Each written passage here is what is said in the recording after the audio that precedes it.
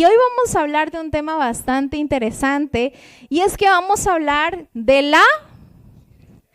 la conciencia, que es la clave para que las cosas funcionen en toda la vida. La conciencia que es la clave. Y no sé si por allá en medios vamos a escuchar este sonido, por favor. ¿Qué se encendió ahí? ¿Qué se encendió allí? Una alarma, gracias. Ellos son hermosos. Una alarma. Quiero enseñarles que la conciencia es esa alarma que se nos prende cuando estamos frente a decisiones que hay que tomar. Entonces, Stephen McDowell nos dice que la conciencia es aquello que aprueba o condena nuestras acciones. Vamos a ver qué nos dice Hechos 24:16, porque la palabra del Señor nos habla de la conciencia. Nos dice, y por esto procuro ¿qué hacer? Tener, ¿cuándo? Algunas veces, siempre una conciencia sin ofensa ante Dios y ante los hombres. Siempre procuro tener una conciencia limpia delante de Dios y de los hombres. Entonces, si estamos hablando de conciencia, ¿por qué la conciencia será tan importante? Yo quiero enseñarles esto. Si nosotros estamos en un trabajo y entonces estamos trabajando y demás, y quizás hay un dinerito que el jefe dejó o el patrón dejó en la caja registradora y dijo, esto es para unos gastos, ahorita lo metemos y demás, y dejó el dinerito ahí. Qué importante que es tener una conciencia limpia, porque una conciencia limpia nos puede ayudar a no caer en equivocaciones que traerán consecuencias. La conciencia es la que nos rige en qué es correcto y qué es incorrecto. Y ante un tiempo que estamos viviendo de confusión, donde a lo bueno le llaman malo y a lo malo, ¿no será que necesitamos una conciencia limpia y restaurada? ¿Por qué ahora le estamos llamando a lo malo bueno? Porque la conciencia se ha ensuciado, está manchada. Y el problema de esto es que esto trae no solamente personas con una conciencia sucia, sino sociedades, comunidades con una conciencia sucia. Y el problema de tener la conciencia sucia es que no hay progreso. ¿Sí me entienden? Y vamos a desarrollarlo a lo largo de esta mañana. Entonces, cuando hablamos de la conciencia, hablamos de que es la propiedad más sagrada. ¿Es qué? Usted puede tener carro, casa, beca, puede tener dinero, puede tener, ¿qué más podría uno tener en la vida que quisiera material? No sé, su negocio, su empresa, poder. Todo eso es propiedad externa, pero hay una propiedad que si tú no has aprendido a administrar y a manejar, todo lo demás que tengas no va a funcionar. Y les voy a poner un ejemplo. Si una persona no tiene una propiedad interna, como por ejemplo, hay una de las propiedades internas que uno puede desarrollar que se llama autogobierno, entonces cuando le llega la platica, es esa persona que en una semana se acabó todo el salario y el resto del mes. ¿Sí miran que es importante la propiedad interna? Porque a buena mayordomía y a buen control de lo interno, habrá buena mayordomía y buen control de lo externo. ¿Sí caemos en cuenta de lo que estamos hablando? Entonces, hay una propiedad que es súper sagrada dentro de las propiedades internas que Dios nos regaló y fue la conciencia. Esa voz que te dice, ¿es correcto lo que estás haciendo o es incorrecto lo que estás haciendo? Esa voz que Dios ha dejado dentro de nosotros para que podamos avanzar o crecer. Entonces hay unas funciones que tiene la conciencia. Dentro de esas funciones está el que nos anima antes de hacer algo bueno. Entonces tú dices, ay, estoy tan contento, tan feliz, voy a hacer esto, y es tu conciencia hablándote que eso es lo correcto. Entonces, por ejemplo, Tú dices, estoy súper contento, súper feliz porque voy a emprender un nuevo negocio y con este nuevo negocio yo sé que el Señor nos va a prosperar y bendecir para que en la casa haya abundancia. Ahí que se activó tu conciencia diciéndote que eso era algo bueno para prosperar en la vida. Entonces la conciencia nos anima. La conciencia nos anima.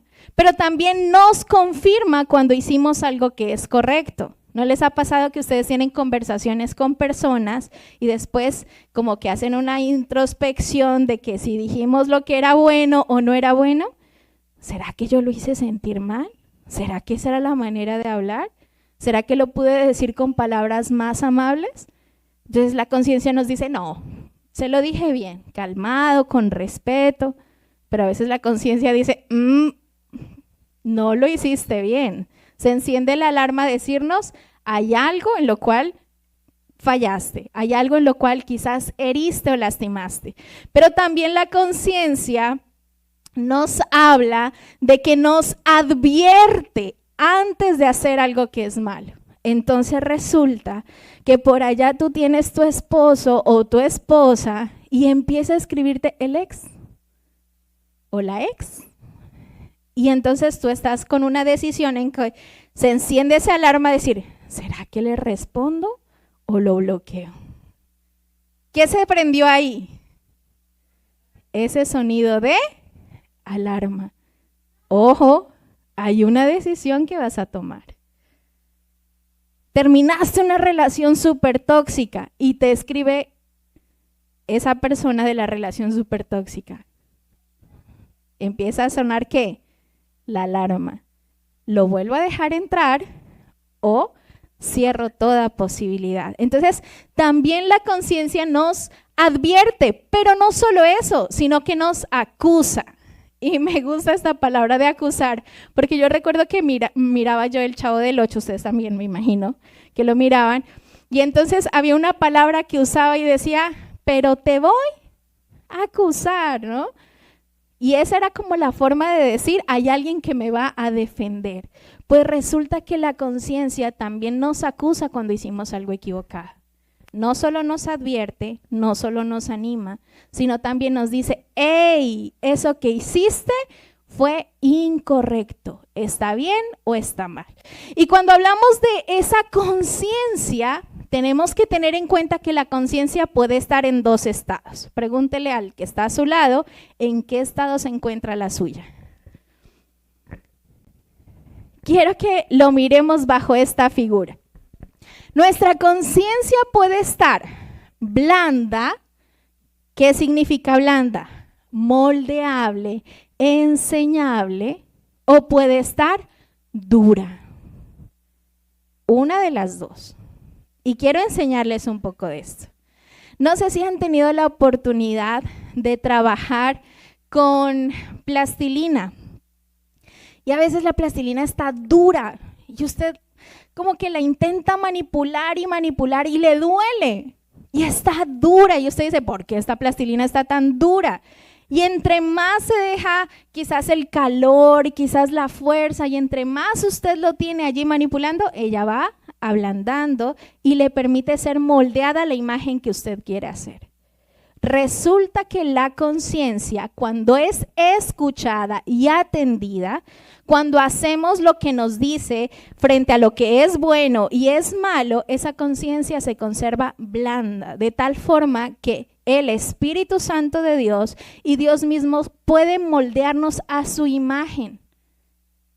Pero cuando la conciencia está endurecida, está sucia, siempre hace lo que quiere, cree tener la razón, es sabio en su propia opinión, no va al consejo de la palabra, o cuando escucha la conciencia que le dice eso está mal, aún así lo hace, esa conciencia se endurece y llega un momento dado en que deja de hablar. La primera vez que alguien quizás robó en su vida sentía taquicardia, me van a coger, como cuando usted hacía trampa en los exámenes, ¿verdad? El profesor, uy no, esos nervios, sudaba, temblaba, ya viene el profesor y se escondía. Pero si la primera le salió bien y no lo descubrieron, vino la segunda y ¿cómo se volvió? Más relajado, hasta que llega a un punto donde se volvió experto en hacer lo malo. Yo me acuerdo que en el colegio, oiga, qué descaro, ¿no? En el colegio había unos tan relajados, pero tan relajados que le ponían el cuaderno abierto en la espalda del compañero. El profesor nunca se daba cuenta, o no sé si es que se hacía el ciego y no veía. Pero preciso el nervioso, el que iba a hacer trampa por primera vez en la vida, a ese lo cogían. ¿Sí o no? ¿Qué les quiero enseñar esto? Cuando la conciencia se cauteriza, se endurece el corazón. Porque la conciencia va ligada al corazón. La Biblia nos enseña muchas verdades.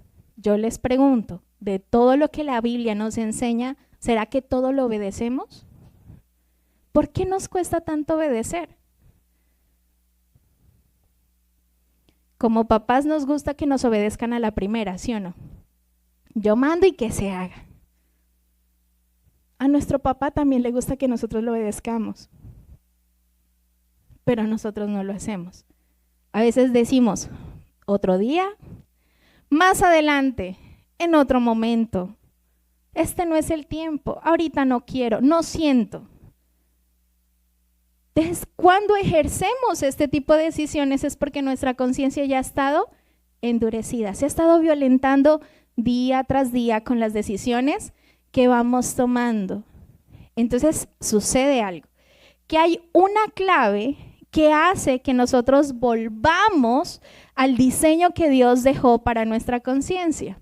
Quiero que me acompañen, por favor, a Proverbios 8:13. Proverbios 8:13. ¿Listo? ¿Qué nos dice la palabra del Señor? Lea conmigo.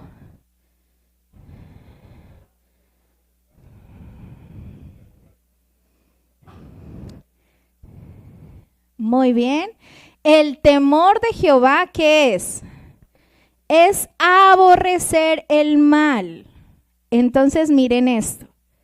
Si mi conciencia está endurecida, yo necesito volverme a los principios que cobijan la palabra de Dios. Y la Biblia me enseña que el temor de Dios es un antídoto para mantener mi conciencia limpia. Y el temor a Dios no significa que tú tengas pánico, sientas miedo. Entonces te van a hablar de Dios, ay no, Diosito, no, yo me escondo, qué miedo de Él. No, se trata de que tú aborrezcas el mal, aborrezcas el pecado. Pero esto es parte de una condición y un producto del motivo de tu corazón. La Biblia nos enseña en Santiago que aquellas tentaciones que tenemos vienen producto de algo que está interno en nosotros. ¿Dónde está? En nosotros, en nuestra naturaleza. No es externo, es algo que brota y emana de nuestro corazón. Les voy a poner un ejemplo. Y ojalá no me escuche nadie más, pero yo recuerdo que cuando era adolescente, yo jamás me he emborrachado, nunca. Pero cuando yo era adolescente, en medio de esa presión y muchas cosas más, vino una compañera y dijo, ay, pruebe, bueno. Entonces, yo dije, bueno, voy a probar un sorbito. Y en ese sorbito que yo probé, algo a mí me decía que eso estaba mal, porque yo ya conocía del Señor desde niña, entonces me decía, eso está mal, es incorrecto. Sin embargo, por la presión, ¿yo qué dije? Voy a probar un sorbito. Probé el sorbito y a mí me supo asqueroso, o sea, me quemó. Yo decía, ¿cómo es que la gente puede tomar algo tan horrible? Para mí esa nunca fue una tentación. Entonces, en un día de calor como los que hacen aquí en Puerto Asís, que yo puedo estar sedienta y la boca que la tengo seca y mucho calor, y yo miro una cerveza, a mí no me provoca nada. O sea, yo no digo, ay, qué ganas de una cervecita fría, porque eso nunca estuvo dentro de ¿dónde? De mi corazón. Pero hay otras áreas en las que quizás yo sí puedo tener tentación. ¿Sí me entienden? Entonces, ¿qué necesito yo para que mi conciencia mantenga limpia? Empezar a mirar los motivos de mi corazón. ¿Será que yo realmente aborrezco el mal? Escúchenme en esto. ¿Será que en mi corazón yo digo odio el pecado o yo digo es que el pecado es rico, es sabroso? Porque la Biblia dice que algunos en su corazón lo que dicen es el pan escondido en lo oculto, ese es sabroso. Y vienen aquellas frases como que escuchamos constantemente que dice lo prohibido es lo más. Ustedes se lo saben, ¿qué dice? Lo prohibido es lo más que apetecido, ¿no? Ay, es que lo prohibido es lo más apetecido. Quiero decirte algo. Depende mucho de lo que hay en tu corazón, porque si tú llegas al nivel de tener temor de Dios en tu corazón, lo prohibido no será para ti lo más apetecido, será lo más repulsivo. Yo recuerdo a mi papá que siendo adicto al licor muchos años y mucho tiempo, cuando él se convierte, nunca más vuelve a tomarse ni una copita de vino, ni una cervecita, ni nada. Y él decía, el olor, o sea, me causa repulsión. Cuando viene el temor de Dios en tu corazón, aún el ambiente, el olor, lo que se genera en torno a eso te causa repulsión. La pregunta sería, ¿cómo está nuestro corazón? Porque si en el corazón todavía encontramos deleite en aquellas cosas en las que Dios no se deleita, significa que estamos con un temor de Dios súper bajito. ¿Sí me entiende? Entonces, la clave o el antídoto para poder nosotros tener una conciencia limpia es que nos llenemos del temor de Dios. Pero cuando hablamos de temor de Dios, ¿qué es? ¿Cuál es el temor de Dios? Aborrecer el mal. Perfecto. Y pensando en todo esto, le decía al Señor, bueno, ¿qué hombre o qué persona o personaje de la Biblia nos puede hablar de haber tenido una conciencia limpia? Y el Señor me trae a memoria de una forma espectacular a un hombre llamado José. ¿Cómo se llamaba? Ustedes han escuchado esta historia.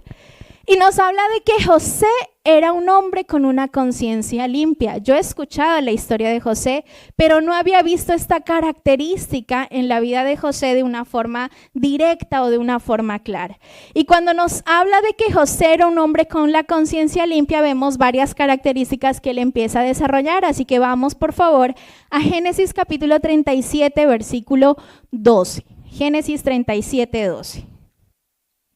Prontamente, dice, después fueron sus hermanos a apacentar las ovejas de su padre en Siquem. Vamos al 13.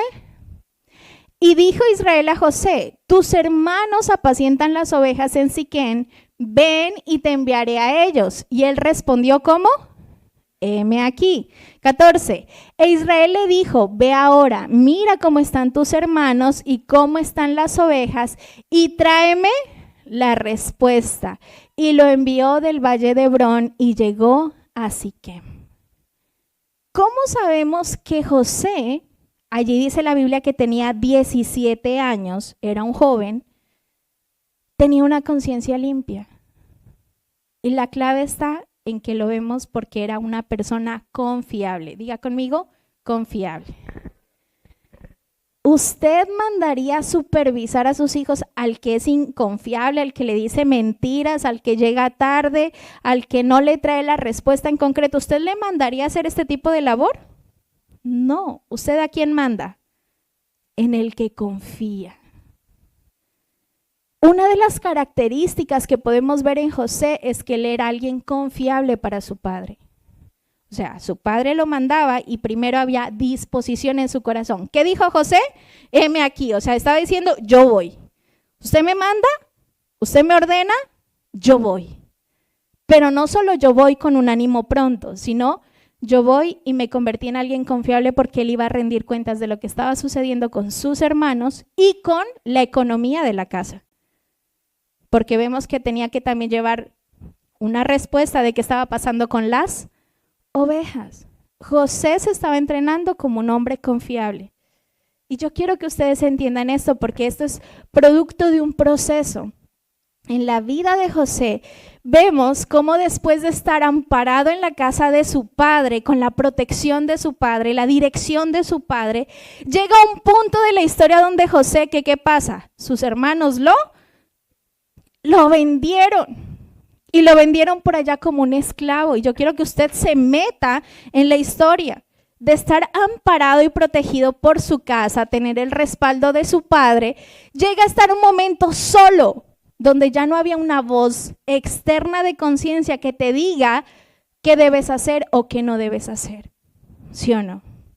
Sin embargo, nos dice la Biblia que José, pasando por un momento difícil de tentación, vamos para ese momento, lo podemos ver en Génesis capítulo 39, versículo 9 al 10, dice que él llega a la casa de Potifar, uno de los principales hombres que había para el faraón, y estando en ese lugar empieza a suceder algo, empieza a hostigarlo la mujer de su jefe. Ya no era un esclavo, ya estaba como un administrador. Y estando solo y pudiendo hacer lo malo, y esta mujer lo hostigaba de día y de noche, pero la respuesta de José es esta. ¿Qué dice allí? No hay otro mayor que yo en esta casa, y ninguna cosa me ha reservado sino a ti. Le está hablando a la mujer de Potifar. Por cuanto tú eres su mujer, ¿cómo pues haría yo este grande mal y pecaría contra Dios? José era un hombre confiable. Nadie lo estaba viendo. No estaba su papá para decirle, eso está mal, mijo, no lo vaya a hacer. Pero José, ¿qué dijo? Yo no voy a hacer este mal. Ni al hombre que me confió todas estas propiedades, y tampoco a Dios. Porque recordemos que la conciencia limpia debe estar para con Dios y con quién más, y con los hombres. Esa respuesta de José me muestra que habían bases tan firmes en el corazón de José que sabía qué hacer aun cuando no estuvieran sus padres alrededor. ¿Qué cultivaron en el corazón de José para que él piense de esa manera? Porque seamos sinceros, si a un joven, pongámosle que él tenía entre 18 y 19 años, se le presenta esa oportunidad, entre comillas, ¿cuántos la aprovecharían? No, pues yo me imagino que la mujer de Potifar no era fea, o usted sí. No olía mal, tenían recursos. Yo me imagino que era una mujer muy arreglada, porque nos habla de una mujer que tenía posición, o sea, tenía recursos, sirvientes, criados. Yo me imagino que no era fea. Sin embargo, él decide tomar una decisión totalmente contraria a lo que otros tomarían. Totalmente contraria a lo que otros hubieran dicho, uy, yo no desaprovecharía esa oportunidad. Pero él dice, yo no puedo hacer esto. Sería un mal en contra de la persona que me confió su casa y en contra de Dios. ¿Qué hace que un joven tenga esta determinación en su vida? Él tenía la conciencia limpia. Hermanos, estamos ante una generación bien complicada y nosotros no podemos estar 24/7 en la casa, ¿o sí? ¿Sabe qué es el peligro más grande hoy en día? Este aparatico. Usted no necesita salir para ir a hacer lo malo. Aquí ya está. Todo lo que usted puede hacer de malo. Yo les confieso algo, yo no soy partidaria de que le den a los niños celulares. Yo lo tengo control parental, yo le apago el wifi. No se haga el que no sabe. Se dicen las estadísticas que el consumo de pornografía comienza en niños a partir de los 8 años de edad. Y son cifras alarmantes. 8 años, un niño que debe estar pensando en jugar, en correr, en divertirse. Bueno, en mi tiempo se tocaban las puertas, ¿no? El tintín corre, corre, calcando dibujos, pintando. Pero hoy en día este aparatico le voló la inocencia a más de un muchacho, porque no hay papás sabios. Perdónenme, pero es eso, es falta de sabiduría.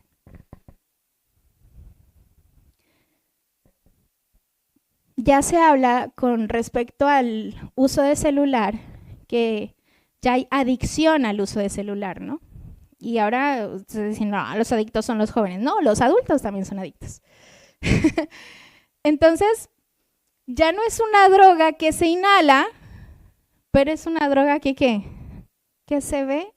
Ya hay estudios que hablan respecto al tiempo de uso en pantallas y cómo esto genera dosis impresionantes en el cerebro, parecidas al consumo de drogas, como la heroína. Y ya encontramos chicos en ciertas edades que ya no pueden dejar o estar tranquilos o bien si no usan su celular. ¿Cómo podemos alimentar una conciencia limpia y les damos algo que viola su conciencia? Y si usted a mí me pregunta qué edad yo considero que deben tener los chicos celular, usted se asusta, mejor no me pregunte. Cuando yo no sabía de todo esto, porque hay muchos estudios y demás, pero cuando yo no sabía de todo esto, yo a mis hijos les había dicho cuando cumplan 15 años. Pero créanme que ahorita, en este punto que sé todo lo que sé, yo me replanteo si los 15 años es una edad correcta. Y yo peleo con ellos. O sea, yo quiero que entiendan que mis hijos están en formación, ellos no son perfectos y ellos también quieren vivir bajo la tendencia que todos los demás viven. Entonces ellos me dicen, pero mis amiguitos todos ya tienen celular. Pero mis compañeritos todos tienen, nadie le dice nada. ¿Usted por qué sí? Es que usted es muy cansón, es que usted todo me quiere limitar. ¡Ey! Si yo suelto la función que Dios me dio como mamá, entonces mis hijos perderán su directriz o su rumbo en la vida, porque yo soy consciente hasta dónde el Señor me dijo que los debo llevar, y es mi responsabilidad llevarlos hasta ese punto, porque esa fue la función que Dios a mí me dio como mamá y a mi esposo como papá. Cuando hablamos de conciencia limpia, es importantísimo que sepamos que la Biblia nos dice que nuestros hijos son como saetas en la aljaba de Dios. Y esto habla de flechas que van apuntando a un blanco directo. Pero el problema es que si tú no tienes la fuerza y la capacidad necesaria y suficiente y la dirección correcta, en lugar de llevar esa flecha a apuntar a la meta, lo único que vas a hacer es desviarlo o hacer que esa flecha caiga antes de tiempo. ¿Qué responsabilidad tenemos nosotros como papás? Porque vivimos en un mundo donde todos estamos corriendo, ¿sí o no? No hay tiempo. Entonces, claro, es mucho más cómodo dejar de ver a un niño que está atrás de uno preguntándole y pasarle un celular y literalmente quedan dopados. Ya se ven bebés que desde temprana edad, para que se calmen, ¿qué les pasan?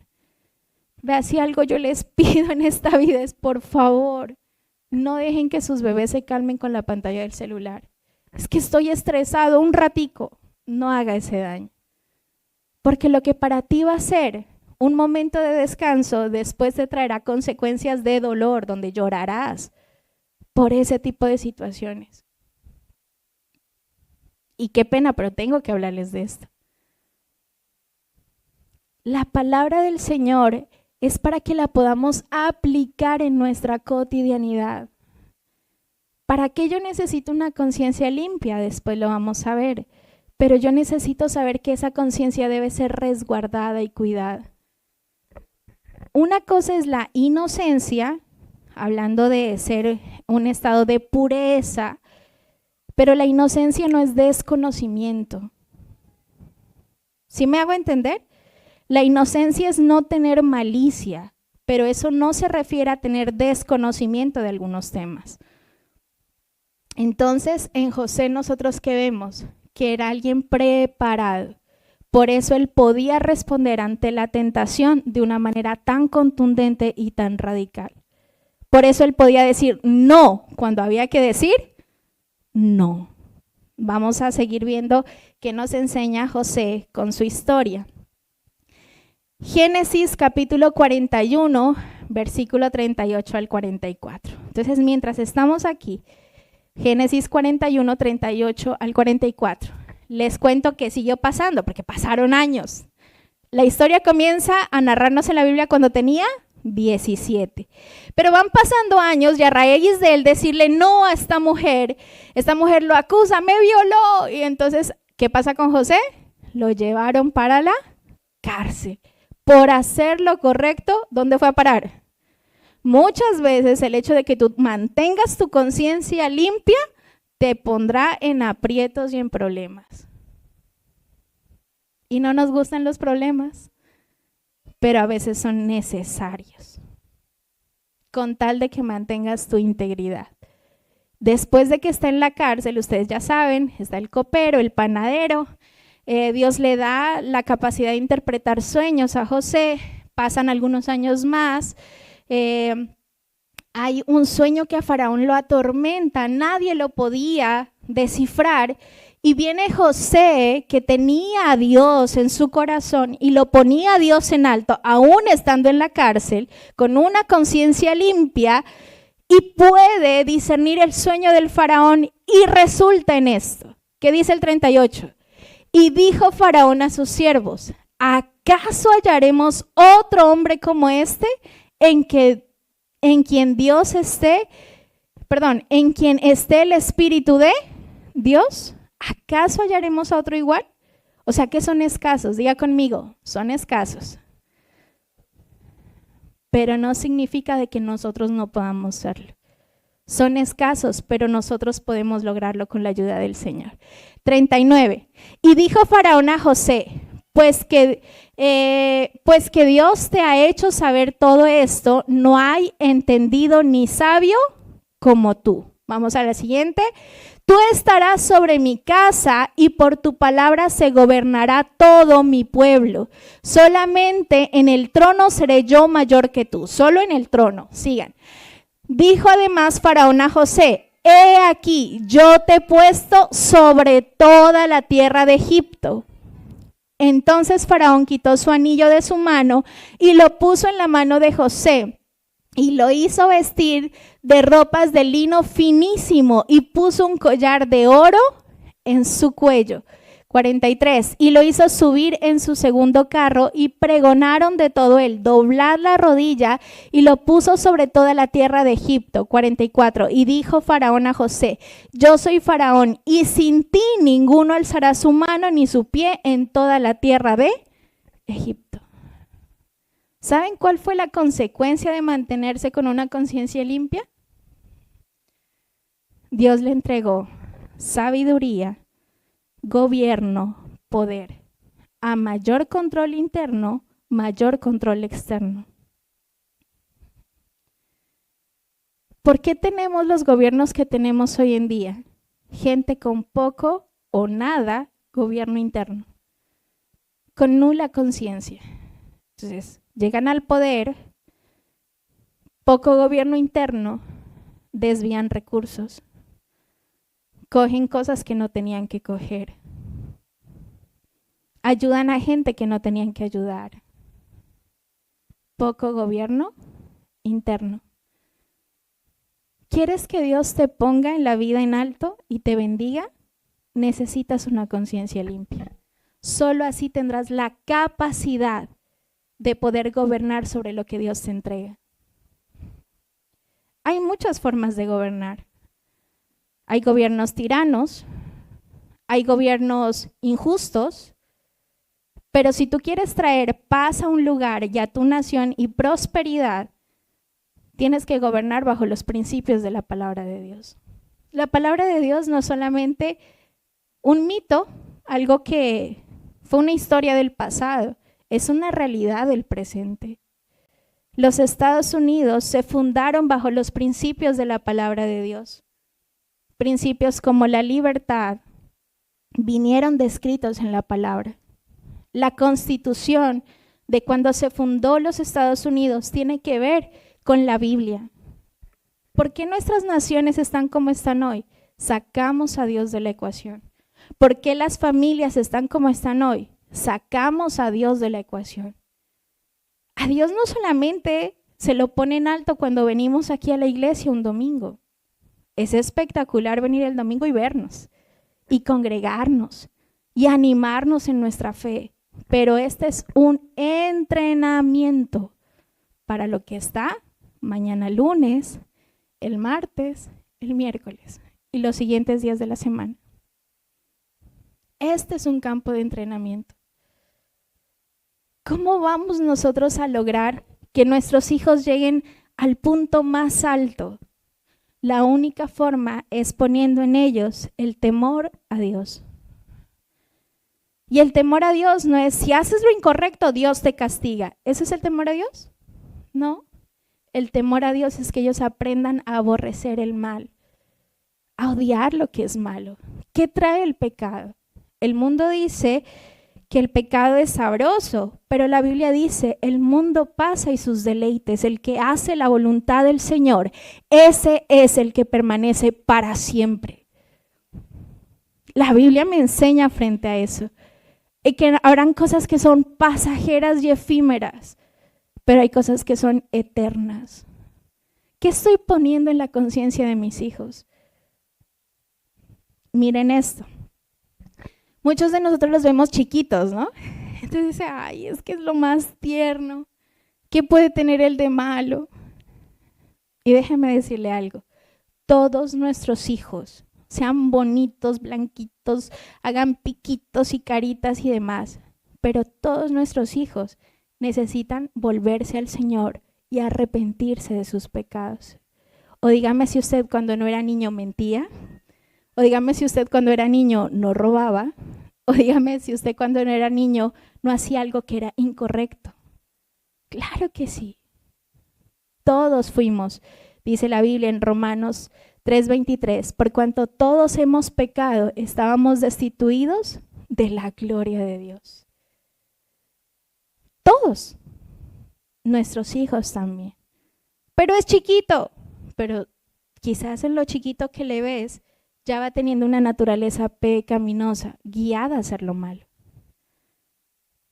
O díganme si cuando usted le dice, no le vaya a pegar al niño, y cuando usted se volteó, tenga que le digo, yo le dije que no le vaya a pegar al niño. En nosotros viene esa naturaleza caída. ¿Qué necesitamos? Ir a Jesús, ir a su gracia y decirle, Señor, necesitamos tu salvación. Hazme nacer de nuevo. Esta debe ser una oración que cada joven, cada niño, cada adolescente debe tener. Hay algo que se llama la ventana 414 y cuando hablamos de la ventana 414 hablamos de un tiempo o un espacio de posibilidad para que los niños conozcan a Dios. A mí me encanta trabajar con niños y adolescentes. Eso es como lo que me apasiona. Me gustan los adultos, pero no sé, me siento más cómoda con los niños. Entonces, yo crecí en la iglesia, les contaba, ¿verdad? 6 añitos llegué a la iglesia, me sabía los versículos a memorizar, mis papás me llevaban a todos los cultos, eso no era negociable en mi casa. Pero cuando fui adolescente, yo iba, pero ya no porque quería, sino por obligación. Y hay papás que dicen, yo no lo obligo, pero sí lo obligas a ir al colegio, pero para buscar a Dios no lo obligas, a mí me obligaban. Y yo recuerdo que yo entraba con mala cara, masticando chicle, cruzando los brazos y viendo a ver qué es que me iban a decir. Y preciso hablaban de los papás, de la corrección y más rabia me daba. El hecho es de que algo de lo que escuché tuvo que haberse quedado en mi corazón. Pero recuerdo muy bien también que llegando un momento de angustia en mi vida, siendo adolescente, yo dije, yo quiero conocer a ese Dios del que tanto me han hablado. Mis papás oraron muchísimo por mí y sembraron mucho la palabra de Dios en mí. Y aunque yo quería hacer el mal, la voz de mi conciencia me decía, no puedes hacerlo. Y yo quería deleitarme en el pecado y no podía hacerlo, porque ellos habían puesto en mí temor a Dios. Yo les contaba del sorbo de cerveza, ¿no? Le contaba a mi mamá ya ahora de grande eso y me decía, ¿de verdad, Zuli? Y le digo, sí, mami, me supo horrible. Entonces mami dice, yo nunca pensé que usted había probado ni siquiera una cerveza. el temor a Dios. Ellos necesitan encontrarse con su Creador, arrepentirse de sus pecados y tener un encuentro personal con Dios. Pero nosotros como padres podemos guiarlos hasta que llegue ese punto.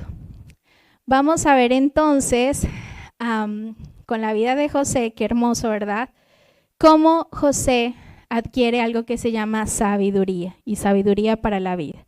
Entonces, ¿cómo podemos nosotros cultivar una conciencia limpia? Porque qué chévere que cultivemos, pero ahora sí, ¿cómo vamos a cultivar una conciencia limpia? Cuando nosotros hablamos de cultivar una conciencia limpia, lo primero que tenemos que ponderar es la verdad. Diga conmigo, voy a enseñar la verdad. ¿Quieres que tu hijo tenga una conciencia limpia o quieres tú tener una conciencia limpia? Ve a lo que es la verdad. Y estamos en un tiempo de confusión, les decía, donde no hay verdades absolutas, sino verdades relativas. Escúchenme bien, porque en la palabra de Dios hay verdades absolutas que no cambian y son inmutables por más que pasen los tiempos. Es que eso no funciona en este tiempo, no, sí funciona. Séquese la hierba, marchítese la flor, la palabra de Dios permanece para siempre. Entonces, hay verdades que son inmutables, que están descritas en la palabra y yo necesito enseñarla a mis hijos. En Deuteronomio 6 nos dice que demos instrucción y enseñanza a nuestros hijos cuando nos despertemos, cuando vayamos por el camino, cuando nos sentemos a comer, cuando nos acostemos, cuando estemos en cualquier área de nuestra vida, demos instrucción. Nos dice, y la repetirás a tus hijos y hablarás de ellas estando ¿dónde? En tu casa, andando por el camino, al acostarte y cuando te levantes. Tus hijos necesitan de que tú hables con ellos de cómo funciona la vida. ¿Cuántos aquí ya le enseñaron a los hijos sobre sexualidad? Levánteme la mano. Ajá, ¿y qué estamos esperando? Lo que nosotros no decimos, afuera sí lo enseñan, pero de una forma distorsionada. ¿Tú ya le enseñaste a tu hijo qué es el amor? ¿Eso hay que enseñarlo? Sí, hay que enseñarlo. Porque el mundo me habla de un supuesto amor, cuando la Biblia me habla de otro tipo de amor. Por ejemplo, en Corintios me dice que el amor todo lo espera, todo lo sufre, todo lo soporta y que el amor nunca deja de ser. O sea que si mi hijo me dice estoy enamorado, tengo que medirlo bajo esas características. O es enamoramiento o gusto físico. ¿Estamos hablando la verdad? ¿Estamos diciendo la verdad frente a la sexualidad? ¿Qué dice Dios de la sexualidad? ¿Qué dice Dios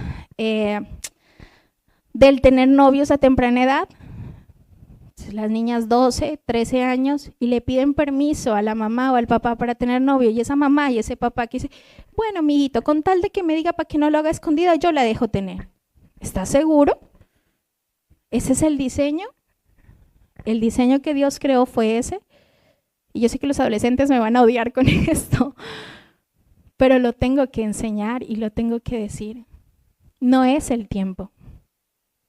No es el momento.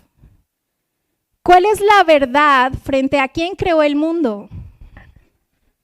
¿Será que hablamos de eso o dejamos que en el colegio les enseñen cómo se formó el mundo o cómo fue creado? ¿Hablamos de ese tipo de temas? ¿Hablamos de política? ¿O ese es tema solo de adultos? ¿Qué creen ustedes?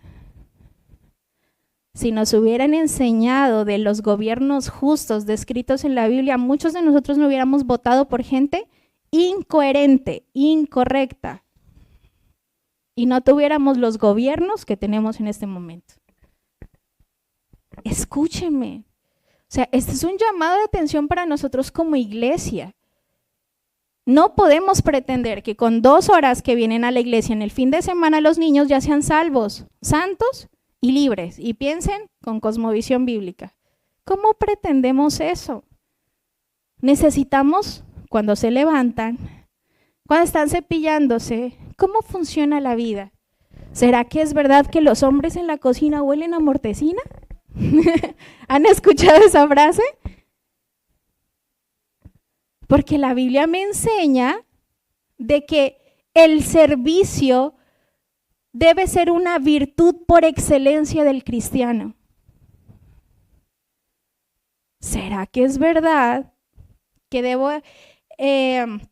estudiar para ser alguien en la vida y que no tenga que yo lavar ni hacer nada?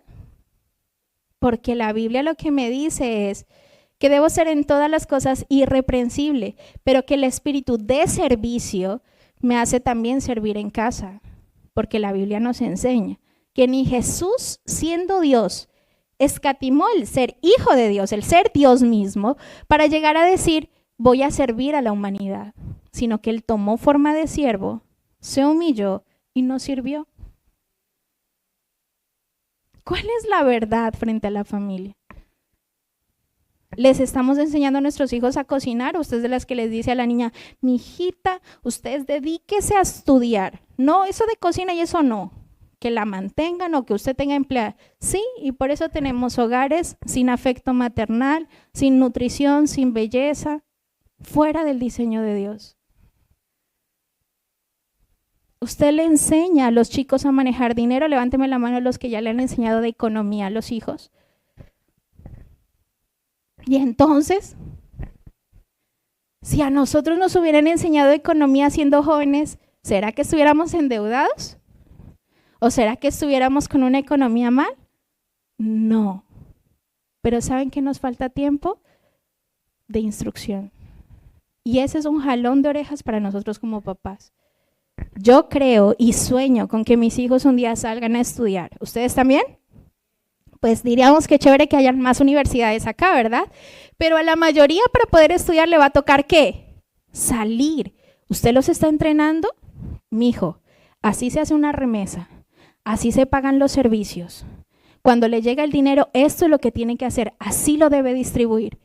Claro, entonces llegan los jóvenes y salen a la universidad, le mandan la mesada y ¿qué creen que hacen? El primer mes, no, ahora sí voy a comer lo que yo quería comer.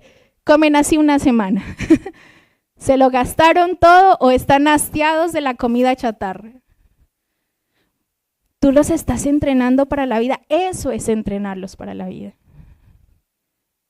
O sea, mi conciencia me lleva a tomar buenas decisiones. ¿En qué invierto mi tiempo? Un día yo no voy a estar con ellos para recordarles lo bueno o malo que deben hacer, pero su conciencia siempre los acompañará. Yo prefiero cultivar su conciencia para que cuando yo no esté, ellos sepan hacer lo que era correcto. Entonces debo hablarles de la verdad, debo hablarles de cómo funciona la vida. ¿Usted le ha hablado a sus hijos de cómo deben ser como esposo o esposa? ¿O está esperando que ella le diga, le presento a con la que me voy a vivir? Entonces usted, ay, ¿cómo así? Venga, le enseño. No, o sea, ya ha pasado mucho tiempo. Es hoy. ¿Cuándo es? Y si yo no tengo hijos, entonces usted instrúyase en la verdad para que cuando tenga sus hijos, los entrene y para que usted camine en la verdad. ¿O es que usted también lo mueve en otras cosas porque no sabe la verdad? ¿Qué dice Dios frente a algunas cosas? ¿Qué dice Dios, por ejemplo? En estos días me decían, pastora, ¿una mujer cristiana puede ser feminista? Una joven me preguntaba esto. Entonces usted dice, ni idea, pues no sé. Se debe estar informado, sí, no. Si veamos al movimiento feminista radical del que hoy en día estamos hablando, yo diría no. Hubo otro tipo de feminismo que fue el feminismo maternal, en el cual sí hubieron varios avances para la mujer, pero el feminismo que hoy en día estamos viviendo y llevando en nuestra juventud es un feminismo en contra del diseño de Dios para la mujer y para las familias. ¿Pero por qué lo dice? Entonces vamos a la palabra y sentémonos, tomemos un café, invíteme y nos sentamos a charlar. Pero vamos a la verdad. Vamos a la verdad. La verdad está descrita en su palabra. ¿Qué más necesitamos enseñar para tener una conciencia limpia? Proverbios capítulo 1, versículo 10 dice, Hijo mío, si los pecadores te quisieran engañar, no consientas. Una de las cosas que necesitamos enseñarles a nuestros hijos es cómo lidiar con las presiones externas para poder tener una conciencia limpia. Habrán momentos donde todos quieran hacer lo malo y me causaba mucho curiosidad este ejercicio. Entonces, había un video en el que estaban todos en un salón, a todos les daban la instrucción de decir, por ejemplo, llegaban con una carpeta y la carpeta era roja y les decía a todos, bueno, cuando llegue el último estudiante, todos vamos a decir que esta carpeta es azul, ¿de acuerdo? Entonces todos, sí, esta carpeta es azul, listo. Todos tienen que decir que la carpeta es azul, pero la carpeta era roja. Y llega el último estudiante y entonces el profesor pregunta, ¿de qué color es la carpeta? Entonces todos dicen azul. Y el que llega de último, o sea, mira a los demás y entra en ese dilema si decir lo que decían los demás porque eran todos o decir que era realmente roja. Así estamos viviendo en nuestros tiempos en los colegios, en las universidades, hasta en su trabajo. Cuando usted no se roba algo que estaba mal parqueado, le dice, ay, este sí es, el pastor decía el viernes, este sí es caballo, ¿no? Este sí es tonto, le falta es malicia indígena. Lo que le falta al otro es tener una conciencia limpia. Pero si toda la masa está haciendo lo malo, entonces debemos enseñarle a los muchachos, a los hijos, que no importa que todo el mundo diga que eso es correcto, si no lo es. Que debe pararse firme y ser alguien diferente. No está mal ser diferente. Y estamos hablando de que estamos en un tiempo donde las diferencias no son bien vistas. Pero no hablo de las diferencias de gente que se cree muchas cosas y están distorsionadas, sino hablo de las diferencias en cuanto a lo que es la verdad. ¿Queda claro? Entonces, habrá momentos de presión, todos los hemos llevado, ¿sí o no? O cuando usted, por ejemplo, empezó a seguir al Señor y los amigos le decían, ay, si no se la toma, se la echo, si no se la toma, y usted, jejeje. ¿Qué tenía que hacer en ese momento? ¿Quedarse riendo con los amigos? ¿O qué tenía que usted hacer? Irse, tomar decisiones. Yo me voy, yo no cedo, yo no accedo, porque esa templanza que tú vas a tener es la templanza que tú le vas a transmitir ¿a quiénes? A tus hijos. Yo puedo decir con mucha confianza, mi papá nunca más volvió a tomar, nunca más volvió atrás, nunca más yo lo escuché decir estoy desanimado, me voy al mundo, voy, me revuelco y vuelvo. No, yo miré a un papá vertical, a una mamá vertical. Que eso miren nuestros hijos. Miren a alguien que tomó una decisión por Dios y siguió adelante. ¿Qué más necesitamos enseñarle a nuestros hijos? A vivir bajo esas presiones y decir que no, pero también necesitamos enseñarles frente a personajes bíblicos y personajes de la historia que hicieron lo correcto a pesar de. Denme un ejemplo en la Biblia de personajes que hicieron lo correcto, manteniendo una conciencia limpia a pesar de la presión. Gracias, Daniel. Daniel fue uno de ellos. Dice la Biblia que Daniel propuso en su corazón no contaminarse con la comida del rey. Entonces, algo que debemos enseñar para desarrollar una conciencia limpia es mirar referentes, ya sea históricos y bíblicos, sobre lo que es mantener una conciencia limpia. Y también que debemos enseñar que debemos cuidar todo lo que vemos, lo que escuchamos y lo que pensamos. Si no lo cuidamos es imposible tener una conciencia limpia. Y lo último que vamos a enseñarle a nuestros hijos es que nuestros hijos serán sabios cuando hacen lo correcto. La única forma de que una persona sea sabia es cuando hace lo correcto. Puede ser muy inteligente, muy intelectual en muchos aspectos de su vida, pero si la persona tiene todo el conocimiento solo aquí, pero no lo ha interiorizado en su corazón y no tiene entendimiento, terminará haciendo lo equivocado y lo mal. Un ejemplo más, un médico que sabe que es malo fumar, sabe por conocimiento. ¿Qué hace el cigarrillo en los pulmones? Entonces, ahí está, ¿no? En la cajita está. Sin embargo, hay muchos médicos que aún fuman. ¿Por qué si tienen el conocimiento? No son sabios. Dios nos llamó a vivir no solamente con conocimiento, sino en sabiduría, que es que podamos aplicar esas verdades a nuestra vida. Entonces vamos a leer lo que nos dice Proverbios 2, del 2 al 8. Proverbios 2, del 2 al 8. Proverbios 2, del 2 al 8. Miren esto. Haciendo estar atento tu oído ¿a qué? A la sabiduría, si inclinares tu corazón ¿a qué? A la prudencia. Versículo 3, si clamares a la inteligencia y a la prudencia dieres tu voz. 4, si como la plata la buscares y la escudriñares como a tesoros. 5, entonces, ¿qué pasará?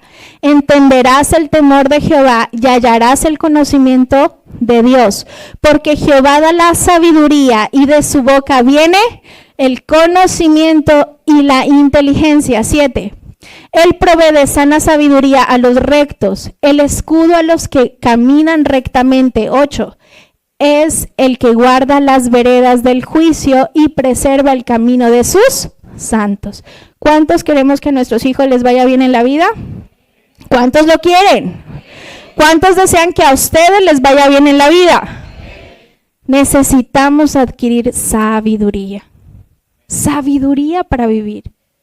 Sean sabios para vivir. José nos enseñó que habían tiempos de abundancia y tiempos de ¿qué? Sabía discernir los tiempos. En los tiempos de abundancia guardaba para que en los tiempos de escasez hubiera. Y así José preservó no solamente su nación, sino a los de su casa. Aquellos que le habían hecho el mal y lo habían vendido, a esos mismos él les preservó la vida por actuar con sabiduría. Seamos sabios. El temor a Dios produce sabiduría. Pidámosle a Dios ese temor reverente. Mantengamos nuestra conciencia limpia. Quiero cerrar con esto. Cuando hay un edificio, ustedes saben más que yo, ¿no? Pero cuando hay un edificio que tiene muy buenas bases, está construido con muy buenos cimientos, entonces este edificio pueden pasar los años y quizás el edificio está viejito, feíto, se descascaró y demás. Pero ¿qué necesita este edificio? ¿Lo debemos derribar o destruir? ¿Qué necesita? Que lo quizás limpiemos, lo hagamos una remodelación, lo estuquemos, lo pintemos y queda otra vez muy lindo, como nuevo, ¿verdad? Pero hace unos años había una noticia, no recuerdo en qué lugar, que habían un conjunto, un complejo de apartamentos, edificios que habían comprado la gente y se estaban inclinando. Creo que era el edificio Space, si no estoy mal.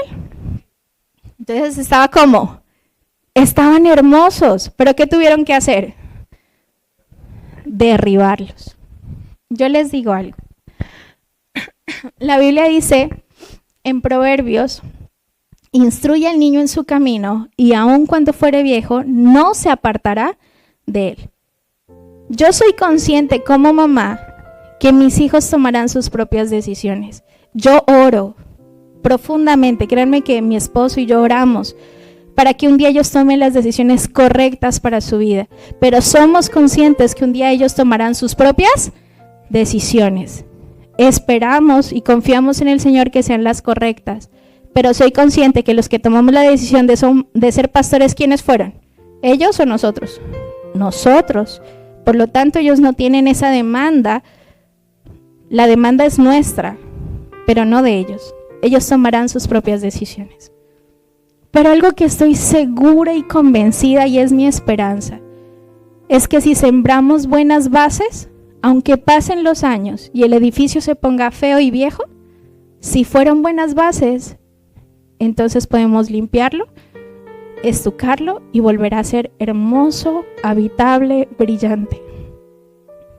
No nos cansemos de hacer el bien. En tus manos, qué chévere que fuera que nosotros dijéramos que mi hijo sea salvo, o sea, darles la salvación nosotros, qué chévere que fuera, ¿no? pero no depende de nosotros. Lo que nosotros podemos hacer es sembrar en ellos la semilla, instruirlos, aconsejarlos, entrenarlos para la vida, educarlos y entonces esperar. Confiar en la gracia de Dios y confiar en que todo lo que tú le enseñaste dará fruto a su tiempo. No te rindas. Si tú dices, mi hijo está apartado o mi hijo no quiere nada de Dios, pero tú sembraste buenas bases, créeme que recibirás recompensa. Si tú dices, es muy difícil, pastora, me siento agotada, no sé cómo hacer, créeme, nos sentimos todos así, a veces nos sentimos mal los papás. ¿A quién le ha pasado eso? A mí me pasa muy a menudo, o sea, mala mamá, qué mala mamá soy en esto.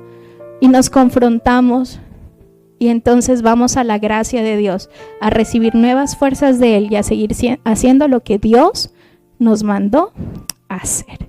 No se canse de hacer el bien, porque a su tiempo recibirá la recompensa.